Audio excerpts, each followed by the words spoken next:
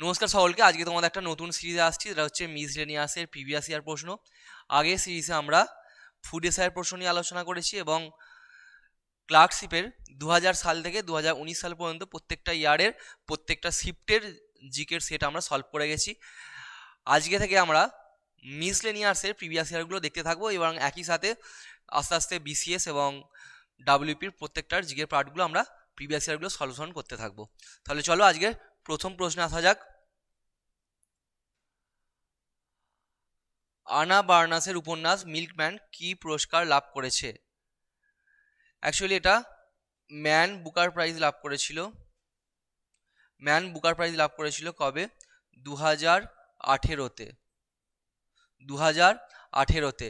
এবং উত্তর আয়ারল্যান্ডের প্রথম লেখক যিনি হচ্ছেন এই ম্যান বুকার প্রাইজ পেলেন কে? আনা বার্নাস, উত্তর আয়ারল্যান্ডের প্রথম লেখক। নেক্সট দেখো, কিডনির পরিস্রাবণ ইউনিটকে কি বলা হয়? কিডনির পরিস্রাবণ ইউনিটকে বলা হয় কি? নেফ্রন। নেক্সট, ভারতের জাতীয় পতাকার চূড়ান্ত রূপ দেন কে? এই কোশ্চেনটা বারবার পিএসসিতে আমরা দেখতে পাই। সরোজিনী নাইডু, আচার্য কৃপাণী, পিঙ্গলি ভেঙ্কাইয়া, সর্দার বল্লভভাই প্যাটেল। এটার উত্তর হবে কি? পিঙ্গলি ভেঙ্কাইয়া। নেক্সট,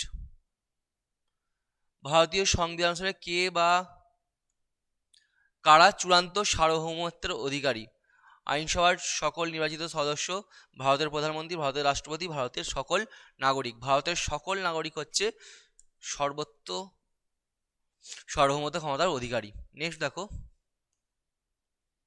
দ্য ট্রায়াল বইটির রচয়িতা Mark Twain, Franz Kafka, James Joyce, Ernest Hemingway. The trial বইটির লেখক হচ্ছেন ফ্রান্স কাফকা।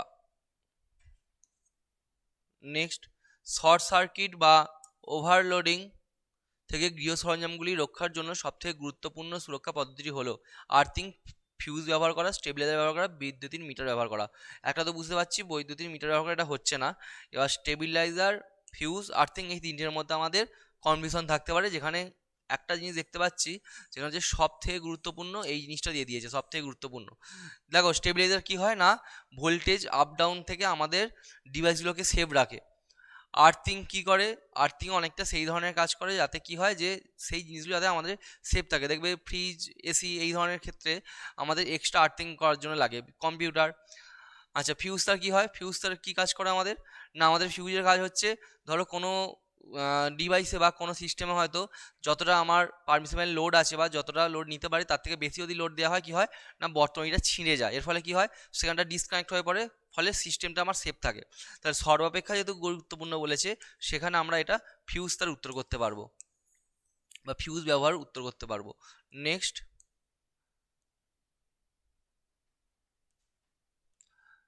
CO2 জলীয় বাষ্প, H2O ভেপার, CH4 এবং CO মধ্যে কোন গ্রিনহাউস গ্যাসটির উপস্থিতি সর্বাধিক?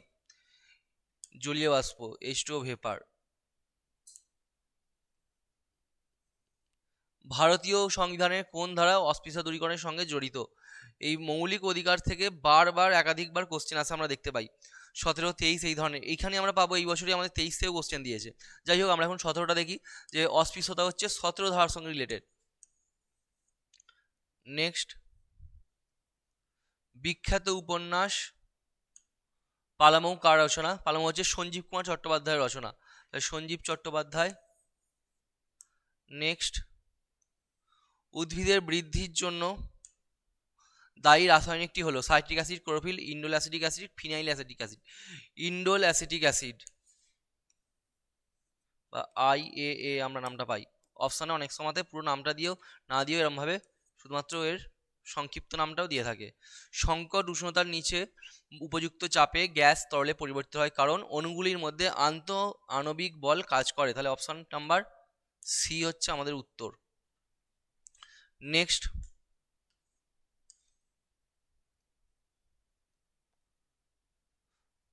ফল পাকাতে ব্যবহার করা হয় কি? ফল পাকাতে ব্যবহার করা হয় ইথিলিন, হচ্ছে ফল পাকাতে আমাদের ব্যবহার করা হয়। নেক্সট, ভারতীয় সংবিধান অনুসারে কি প্রকার নাগরিকত্ব প্রদান করা হয়? আমাদের সিঙ্গেল সিটিজেন প্রদান করা হয়, অর্থাৎ একটি মাত্র নাগরিকত্ব আমাদের প্রদান করা হয়, আমরা সবাই ভারতের নাগরিক। নেক্সট, নিম্নোক্ত কোন নৃত্যশিল্পী সংসনকারগুলি থেকে বাসিন্দাদের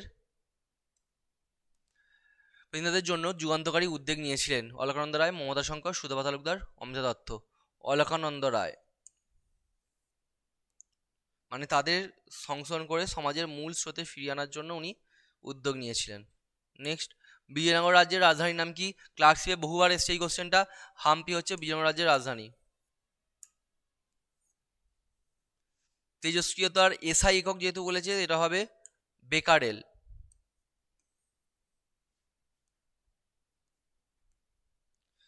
ঝুলন গোস্বামীর বায়োপিকে নাম ভূমিকায় অভিনয় করেছেন কে? অনুষ্কা শর্মা।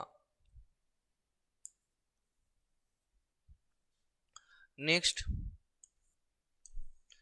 বলিউডের বিখ্যাত চলচ্চিত্র হায়দার কোন ইংরেজি নাটক থেকে অনুপ্রাণিত? হ্যামলেট।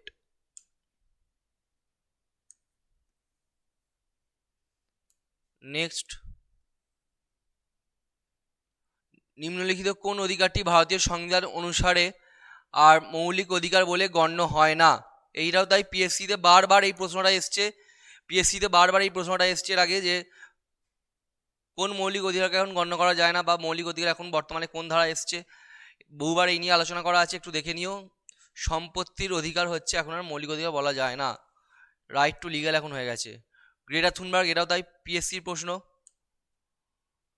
কে ছিলেন? ইনি ছিলেন একজন সুইডেনের এক স্কুল পড়ুয়া, যে পরিবেশ সংকট দূরীকরণের আন্দোলনে কর্মী ছিলেন একজন, অর্থাৎ অপশন নাম্বার বি হচ্ছে আমাদের উত্তর।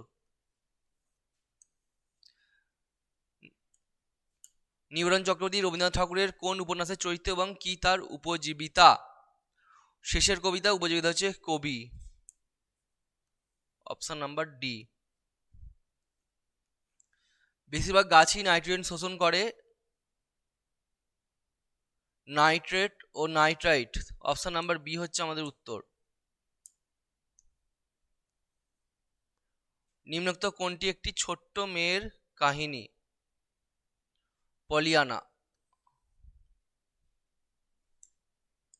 নেক্সট, একটি গ্যাসের বাষ্প ঘনত্ব 32 হলে গ্যাসটির আণবিক ওজন হবে 64, অপশন নাম্বার এ।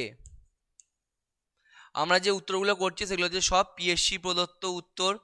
কিছু কিছু ক্ষেত্রে আমাদের উত্তর এবং পিএসসির উত্তর মিলবে না, চেষ্টা করব আমি সেগুলো যতটা সম্ভব বলে দেওয়ার, যে যেটা হওয়া উচিত হয়তো সেটা হবে না। আমি পিএসসি যে আনসার কি যেটা দেওয়া সেটা আমি বলে দেবো, যে যেইগুলোতে এটা হওয়া উত্তর কিন্তু পিএসসি দিয়েছে এটা। আমরা এখন যেগুলো করাচ্ছি সেগুলো পিএসসি প্রদত্ত উত্তর। আচ্ছা চলো, মানুষের পাচনতন্ত্রে কোন উৎসেচকটি খাদ্যের সঙ্গে প্রথমে মিশ্রিত হয়? অ্যামাইলেজ। আচ্ছা দেখো, টোটাল আমাদের 75টা মতো প্রশ্ন থাকবে। তো এখন যদি আমরা 75টা প্রশ্ন করি, অনেকটা সময় সাপেক্ষ ব্যাপার, তাই আমি তোমাদের এই 75টা কোশ্চেনকে 3টে ভাগ করে 25টা করে তোমাদের আমি নিয়ে আসবো সামনে।